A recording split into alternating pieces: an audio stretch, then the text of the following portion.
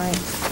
I mean, and also, there's a few bids on here that weren't read because they said there was no bid security, but because, do we know what the dollar amounts were on those bids? Because quite frankly, they could have been under the bid threshold of the $22,000, and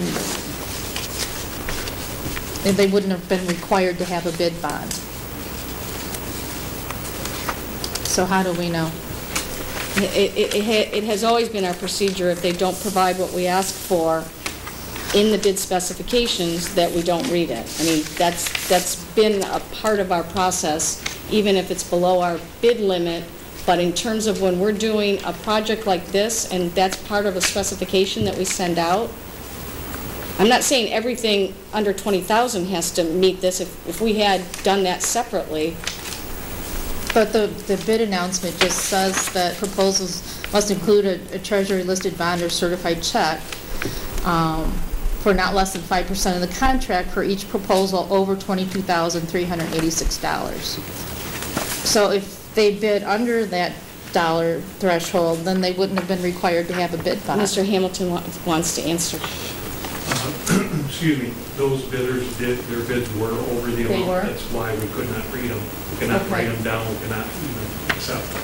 So one of the steps that we do in the bid opening is first we verify bid security if it's over the threshold, which is the state limit.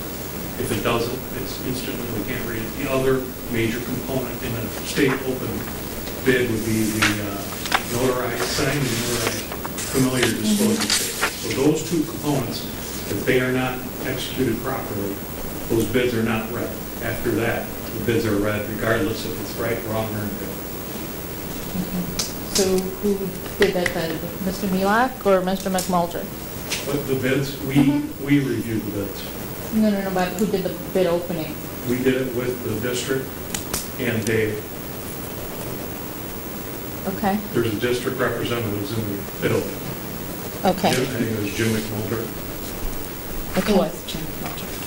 Alrighty.